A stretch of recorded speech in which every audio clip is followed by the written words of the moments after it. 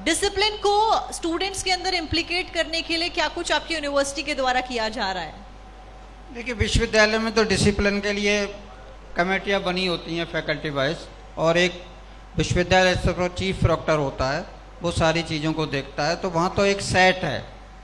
लेकिन जो भदौरिया जी बता रहे थे, जो आप पूछना चाह रही हैं, ये वर्तमान सरकार का सबसे बड़ा योगदान है लॉ एंड ऑर्डर, क्योंकि लॉ एंड ऑर्डर के माध्यम से जो पूंजीपति लोग होते हैं, जो सर्वथा नियम है, वो अपना जो इन्वेस्टमेंट करते हैं, यदि उनको भय समाप्त हो जाता है तो निर्भीकता से अपना इन्वेस्टमेंट करते हैं और अपने व्यापार को चलाते हैं।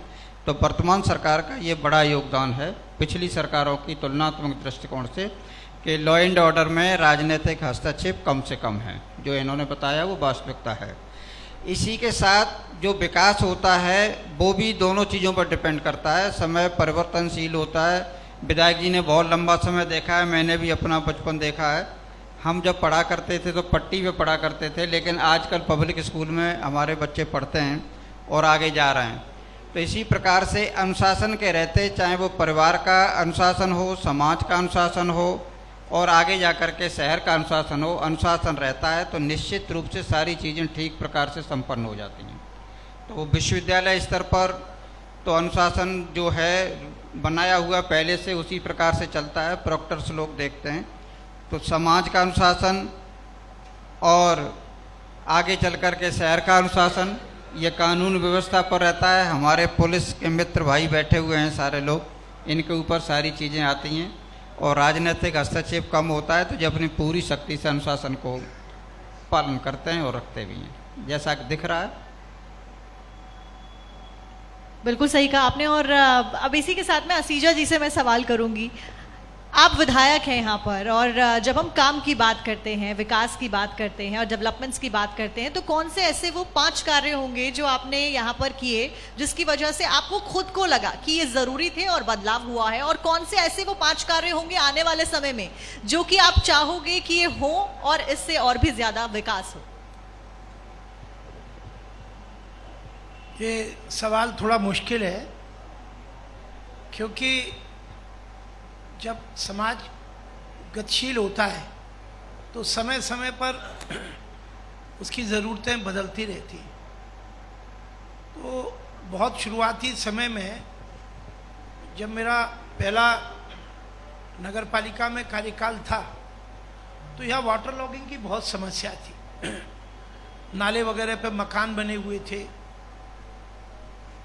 सफाई वगैरह करते थे। तो यहाँ एक मजिस्ट्रेट साहब थे मुस्लिम क्षेत्र के, तो वो मुझे देखते थे, सारी सारी रात हो जाती थी। हमारे सब साथी भी थे, अकेला तो मैं होता नहीं था, सब थे। तो मुझसे कहते थे, असिया साहब ये आप लगे हुए हो, आगे कैसे होगा? तो मैं कहता था, साहब अभी तो यही हो जाने दीजिए। तो उसका परिणाम अच्छा आया। तो वहाँ के जो आसपास के लोग हैं उन्होंने अगली बार मुझको अपने मकान जो 70-70, 80 साल पुराने थे वो दे दिए। उनको हम लोगों ने तुड़वाया, पक्के नाले बनाए। उस समय की ज़रूरतों में एक चीज़ थी, फिरोजाबाद में चिकित्सीय सुविधाओं का एक अभाव था। तत्कालीन केंद्र सरकार के द्वारा डिस्ट्रिक्ट हॉस्पिटल्स को अपग्रेड कराकर मेडिकल कॉलेज में परिवर्तित कराने की स्कीम चली। उसमें फंड भी बड़ा सेट था, 189 करोड़। उस समय आगरा मेडिकल कॉलेज के प्राचार्य थे श्री अजय अग्रवाल जी। तो मेरा उनसे मरीजों के सिलसिले में रोज कहना सुनना होता था। तो उन्होंने मुझे सलाह दी। तो उस समय माननीय नड्डा जी स्वास्थ्य मंत्री जी थे। तो उनके नेतृत्व में यहाँ जो मेडिकल कॉलेज खुला वो भी हमारे यहाँ पर एक बहुत ज़रूरत के हिसाब से। पानी की समस्या से मेरा शुरू से रूबरू रहा। जब मैं नगर पालिका में पहले वर्ष में आया तो यहाँ पानी का निजी क्षेत्र में काम था। लोगों ने चंदा लेकर समरसेबिल लगा रखे थे, पानी की टंकियाँ बनवाई, ट्यूबवेल लगवाए। ये सब जनता के ही पैसे से, क्योंकि किसी नेता की जेब से कोई पैसा नहीं लगता, ये तो पब्लिक का ही पैसा है। उस समय श्री वी के शर्मा थे, तब मेरे बाल इतने सफ़ेद नहीं थे, उनके बाल ऐसे ही थे, मुझे अभी तक याद है। जल निगम में थे, उनकी डेथ हो गई। वो 2009 की बात है, मुझसे ये बोले कि हसिया जी कब तक आप ये करोगे। तो उन्होंने मुझे एक राय दी कि यहाँ लोअर गंगा कैनाल है जो 12 महीने चलती है, तो यहाँ पर नहर से अगर आप पानी ले लें तो बहुत अच्छी व्यवस्था हो जाएगी। तो 2011 में वो प्रपोजल हमारा अस्वीकृत हो गया। 2012 में फिर मुझे मौका मिल गया। तो यहाँ पर जो गंगा जल है, सरफेस वाटर, वो भी एक बड़ा काम है। ऐसे ही अगर आपको मैं बताऊं तो आगरा से इटावा के बीच में जो NHI है, ये बीच में शहर में घनी आबादी के कारण बहुत एक्सीडेंट होते थे यहाँ। तो मेरे को बहुत तकलीफ होती थी, मुझे क्या सैकड़ों हजारों लाखों लोगों को होती थी। तो मैं बहुत इस बात के प्रयास में रहता था कि यहाँ एक बाईपास निकल आए। तो 2016 में माननीय गडकरी जी के नेतृत्व में जरौली से मक्खनपुर का ये 20 किलोमीटर का 6 लेन एलिवेटेड बाईपास जो निकला, ये भी मैं समझता हूँ कि इससे बहुत हमारे शहर को एक तरीके से बहुत मदद मिली। हमारे यहाँ चूँकि शहर बहुत पुराना है तो 2 क्षेत्र में बटा हुआ लाइन पार। तो यहाँ पर RO भी नहीं थे, रेलवे के ओवरब्रिज। तो लेबर कॉलोनी और आसफाबाद का जो पुल है, इसमें भी बड़ी कठिनाई थी क्योंकि लोगों के घर टूट रहे थे इसमें। आप यकीन माने कि कहीं कोई नोटिस नहीं हुए, कहीं कोई एक्विजिशन नहीं हुआ, कहीं कोई बल प्रयोग नहीं हुआ। तो ये पुल वगैरह जो बन गए, इससे हमें बहुत लाभ मिला। तो ऐसे बहुत सारे काम हैं जो लगातार जनता के सहयोग से होते रहे। बीच में कोरोना के टाइम में एक बार यहाँ सब मनरेगा के श्रमिक भाइयों की कृपा से, उनकी मेहनत से, और यहाँ अधिकारियों ने बहुत सहयोग किया। 110 किलोमीटर लंबी सिरसा नदी और 70 किलोमीटर लंबी सेंगर नदी, ये बिल्कुल साफ हुई। इससे भूगर्भ जल की स्थिति अच्छी बनी। आने वाले समय में मुझको जो है ना, यहाँ एक जो हमारी बूढ़ा नहर है, जिसको सुखेश यादव जी भी जानते हैं, उस नहर की बड़ी कैपेसिटी है, उसको मैं बढ़वा रहा हूँ। उससे किसानों को बहुत लाभ मिलेगा। इसके साथ साथ यहाँ पर जो अभी कैंसर के हॉस्पिटल की हमारे यहाँ बहुत ज़रूरत है सरकारी क्षेत्र में, उसके लिए भी हम सब लोग लगे हुए हैं कि उसका भी परिणाम आ जाए। एक 132 किलोवाट का जो है 132 kVA क्षमता का सब स्टेशन, क्योंकि शहर में कई सब स्टेशन भी बने हैं। बिजली का इंफ्रास्ट्रक्चर जितना स्ट्रांग होगा उतना यहाँ के उद्योगों को भी गतिशीलता मिलेगी, क्योंकि TTZ के कारण से यहाँ पर खास किस्म के ईंधन के प्रयोग पर प्रतिबंध है।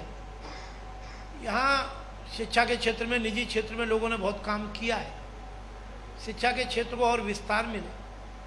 आलू के किसानों के लिए बहुत विशेष यहाँ पर आवश्यकता है।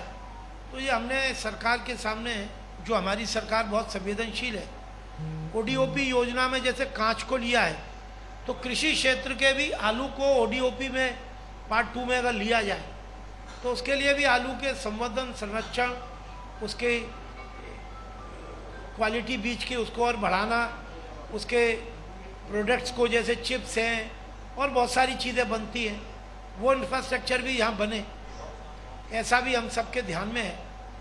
तो ये तो निरंतर एक क्रिया प्रक्रिया है। मन में तो बहुत आता है कि ये जो मेट्रो है, अगर हम लोग देखें तो कुबेरपुर तक आई हुई है। इसके बीच में अगर पिलर खड़े हो जाएं तो कोई बड़ी बात थोड़ी नहीं है कि आने वाले समय में ये वाया फिरोजाबाद से होती हुई दबरई से आगे बढ़े। उसके लिए भी कुछ राइडर्स है। जिन जगहों पर 10 लाख से कम की आबादी है, अभी उधर मेट्रो प्रोजेक्ट को लागू करने की एक बंदिश है। पता भी नहीं लगता है, कब पता नहीं लगेगा कि आपके फिरोजाबाद की आबादी 10 लाख हो जाएगी। तो मेरे को तो लगता है कि ये डिवाइडर के बीच में खंबे लगे होंगे, काम करने वाले बहुत लोग हैं, हम नहीं हैं तो आप हैं, आप नहीं हैं तो कोई और है। काम लगातार चलते रहे, ऐसा मन में रहता है। तो ये छोटी बड़ी जो बातें दिमाग में थी मैंने आपको शेयर की।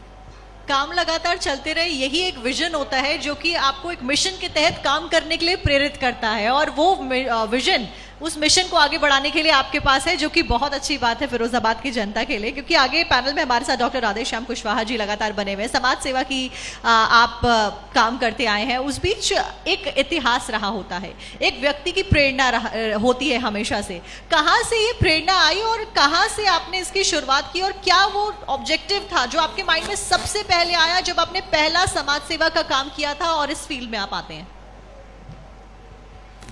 सामूहिक विवाह योजना जो है हमारे यहाँ उत्तर प्रदेश में शुरुआत हुई सरकार के द्वारा।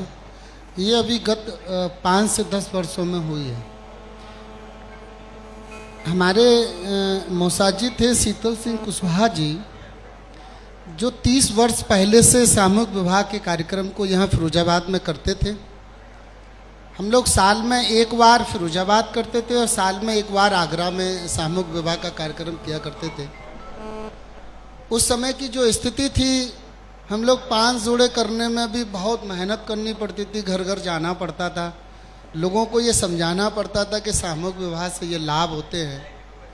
लेकिन आज लोगों का रुझान सामूहिक विवाह की तरफ बढ़ा है, और जो पैसा वो लोग फिजूल में खर्च करते थे सामूहिक विवाह में लोगों को दिखाने के लिए, रिश्तेदारों को दिखाने के लिए, तो वो पैसा बचाकर वो लोग पढ़ाई में, बच्चों के स्वास्थ्य में खर्च कर रहे हैं।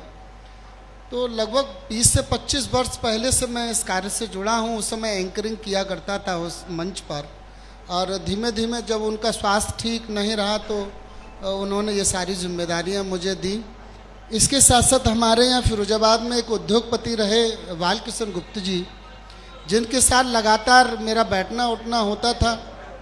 उनका जो ज़मीन है वो उन्होंने मुझे दी एज ए वारिस की तरह से। बोला आप जब तक इस कार्यक्रम को करेंगे इस ज़मीन पर करिए, इस गार्डन में करिए। तो वहाँ से मुझे प्रेरणा मिली। उनका ये कहना था कि वो कार्य बताइए आप मुझे जो आप नहीं कर सकते हैं, कोई भी प्रशासनिक कार्य हो या कोई सरकारी कार्य है जो आपकी क्षमता से बाहर है। तो वो इतनी हिम्मत और ताकत वहाँ से मिली, और लगातार तब से हम लोग सामूहिक विवाह का कार्य